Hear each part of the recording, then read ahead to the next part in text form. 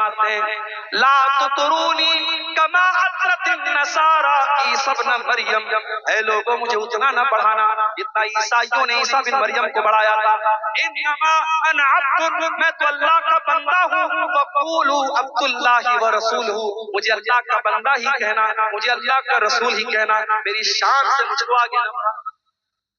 نبی کی شان، آؤ ہم سے پوچھو، آؤ اہل حدیثوں سے پوچھو نبی کی شان کیا ہو. تم نے جب بھی بیان کیا نبی کا چہرہ بیان کیا، تم نے جب بھی بیان کیا نبی کے لباس بیان کیا، تم نے جب بھی بیان کیا نبی کی خوبصورتی بیان کی، اور ہم نے جب بیان کیا تو نبی کی نماز بھی بیان کی، ہم نے نبی کا حج بھی بیان کیا، ہم نے نبی کا طریقہ بھی بیان کیا. میرے پیارے ساتھیوں، نبی کی صورت بھی بے مثال تھی اور نبی کی سیرت بھی بے مثال تھی. یہ شامیانہ لگا ہے، اس کی وجہ سے گرمی بہت ہو رہی ہے.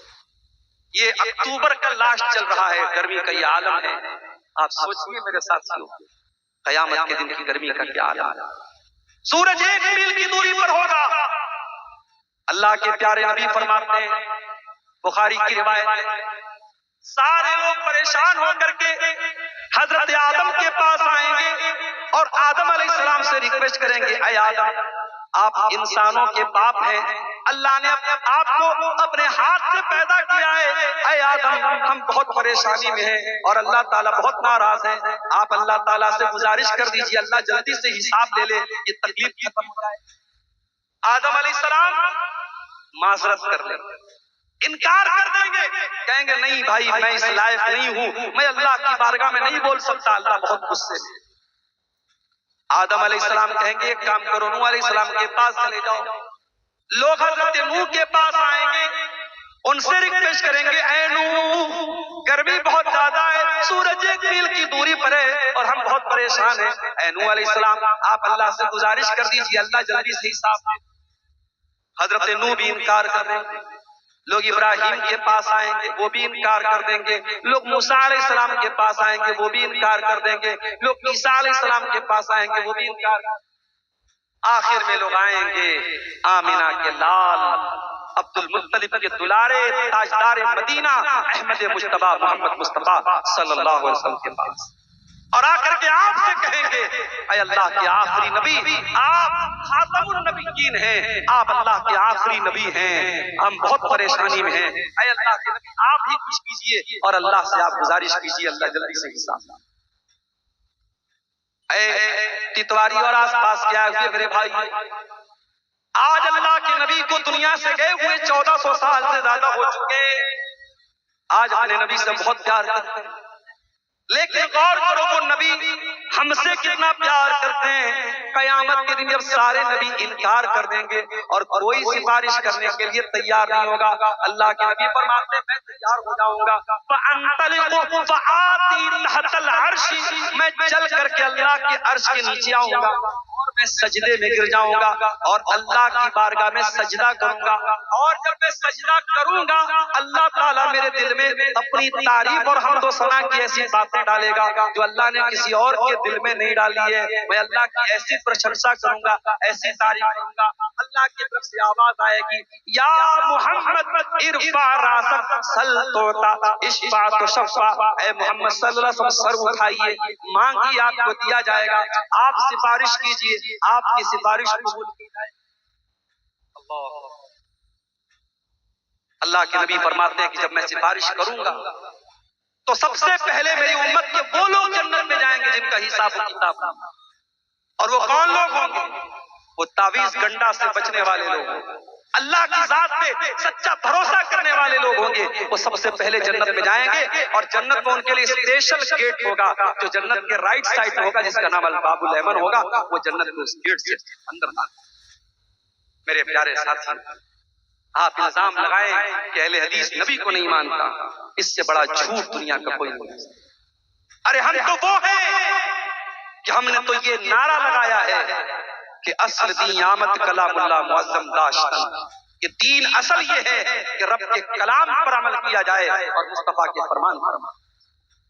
میرے پیارے ساتھیوں، کبھی رات میں بستر پہ سونے جاتے ہو تو بیوی بچوں کا خیال آتا ہے، فیملی کا خیال آتا ہے، پریوار کا خیال آتا ہے. کبھی غور کرو، اس نبی کا کلمہ ہم پڑھتے ہیں اس نبی کو رات میں بھی ہمارا خیال آتا.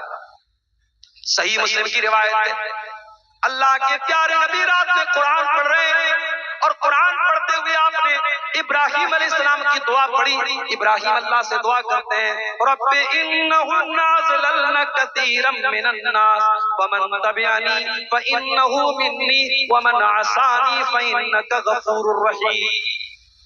ابراہیم علیہ السلام دعا کر رہے ہیں، اے اللہ جو میری پیروی کرے گا وہ میرا امتی ہے، اور جو میری نافرمانی کرے گا تو غفور رحیم ہے، تم آپ. اس کے بعد اللہ کے پیارے نبی عیسیٰ علیہ السلام کی دعا پڑھتے ہیں. عیسیٰ علیہ السلام اللہ سے دعا کرتے ہیں، کیا کہتے ہیں؟ کہتے ہیں فمن تبعنی فانہ منی ومن عصانی ان تعذبهم فانهم عبادک وان تغفر لهم فانک انت العزیز الحکیم. اے اللہ اگر تو ان کو عذاب دے تو یہ تیرے بندے ہیں، اور اگر تو معاف کر دے تو طاقت والا ہے، تو حکمت والا ہے، تو جیسا مناسب سمجھے گا ویسا. نبی نے دیکھا کہ دو نبیوں نے اپنی اپنی امت کے لیے دعا مانگی. اب اللہ کے نبی کو اپنی گنہگار امت کا خیال آیا، ہمارا اور آپ کا خیال آیا، ہم گنہگاروں کا خیال آیا. رات کا سناٹا تھا، وہ نبی رات کے سناٹے میں آنسو بہا کے اللہ کے سامنے رونے لگے. وہ نبی رو رہے ہیں، اے اللہ میری امت کا کیا ہوا؟ اللہ نے فرشتے کو بھیجا، جبریل علیہ السلام کو بھیجا، جاؤ پوچھو میرے نبی سے کیوں رو رہے ہیں. فرشتہ آ کر کے پوچھتا ہے کیا بات ہے، کیوں رو رہے ہیں؟ اللہ کے پیارے نبی فرماتے ہیں کہ میں اپنی امت کے لیے رو رہا ہوں. اللہ کے پیارے نبی کہتے ہیں میں اپنی امت کے لیے آنسو بہا رہا ہوں. اللہ کی طرف سے جواب آتا ہے اِنَّا سَنُرْضِيكَ فِي أُمَّتِكَ وَلَا نَسُوءُكَ. اے میرے نبی ہم آپ کی امت کے بارے میں آپ کو خوش کر دیں گے، آپ کو پریشان ہونے کی حاجت نہیں. میرے بھائیوں وہ نبی رات کے سناٹے میں ہمارے لیے آنسو بہاتا. شاعر کہتا ہے سلام اس پر جو امت کے لیے راتوں کو روتا تھا، سلام اس پر جو فرش خاک پر جاڑے میں سوتا تھا، سلام اس پر کہ جس کے گھر میں چاندی تھی نہ سونا تھا، سلام اس پر کہ ٹوٹا بوریا جس کا بچھونا تھا. آج اس نبی کے نام پہ کوئی بینر نکال کے چل رہا ہے، کوئی نعرے لگا رہا ہے، کوئی جلوس نکال رہا ہے، کوئی ڈی جے بجا رہا ہے، کوئی ناچ رہا ہے، کوئی گا رہا ہے. ایک سال کلیا چرچ میں میرا پروگرام تھا 12 ربیع الاول کی تاریخ. مجھے کٹیہار سے کلیا چرچ جانا تھا بائی روڈ. میں کار سے جا رہا تھا، پوری سڑک جام تھی، اور جام کرنے والے کون تھے؟ مصطفیٰ کے چاہنے والے، نبی کے چاہنے والے. میں نے دیکھا لوگ بڑے بڑے ڈی جے بجا کر کے جھنڈے لہرا لہرا کے نبی کی شان بیان کر رہے ہیں. جوان جوان لڑکیاں بھی ساتھ میں چل رہی ہیں. یہ کیسی محبت ہے میرے بھائی؟ یہ محبت صحابہ نے تو نہیں جتائی، یہ محبت اس امت کے سب سے بہترین لوگوں نے تو نہیں جتائی. یاد رکھو میرے بھائیوں، اسی لیے اہل حدیث بدعت کا سب سے بڑا دشمن ہے. جو نبی سے محبت کرے گا وہ بدعت سے کبھی دوستی نہیں کر سکتا، وہ بدعت کا دشمن ہے. اسی لیے ہم اپنے ہر خطبے میں کیا کہتے ہیں؟ وَشَرَّ الْأُمُورِ مُحْدَثَاتُهَا وَكُلُّ مُحْدَثَةٍ بِدْعَةٌ وَكُلُّ بِدْعَةٍ ضَلَالَةٌ وَكُلُّ ضَلَالَةٍ فِي النَّارِ. دین میں جو نیا نکالا گیا کام ہے وہ بدعت ہے، اور بدعت گمراہی، اور گمراہی جہنم میں لے کے جاتی ہے. ہمارا سمپل سا پرشن ہے، سوال ہے کہ بھائی ٹھیک ہے 11ویں منا رہے ہو، اچھا کام ہے، نبی نے کیوں نہیں منائی، صحابہ نے کیوں نہیں منائی؟ عید میلاد النبی منا رہے ہو، بہت اچھا کام ہے، چلو مان لیتے ہیں، نبی کے صحابہ نے کیوں نہیں منایا؟ کیا ان سے بڑھ کے تم نبی کے چاہنے والے؟ اور یاد رکھو میرے بھائی، دنیا میں نبی کا نام لے کے کوئی انگوٹھا چومے، کوئی اپنے بائک پر الصلاۃ والسلام علیکہ یا رسول اللہ کا جھنڈا لگا لے، کوئی اپنے مکان پر کوئی بڑا سا جھنڈا لگا لے، اس سے نبی کی محبت ثابت نہیں ہوتی ہے. نبی کی محبت ثابت ہوتی ہے نبی کی سنت پر عمل کرنے سے. نبی کی بدعتی کا انجام کیا ہوگا؟ آئیے بہت پیاری حدیث آپ کو سنانے جا رہا ہوں. میری مائیں بہنیں غور سے سنیں. اچھا تیتواری مدرسے میں لڑکیوں کا بھی انتظام ہے؟ لڑکیاں نہیں پڑھتی؟ نہیں، لڑکوں کا. آج ہماری مائیں بہنیں جو سن رہی ہیں جلسے میں آئی ہیں، ضرور آئی ہوں. میں جو حدیث سنانے جا رہا ہوں بہت غور سے سنیے گا، ماں بہنوں کی توجہ چاہتا ہوں. اور اب میرا وقت تقریباً ختم ہونے والا ہے، زیادہ آپ کے سامنے بولنا نہیں ہے.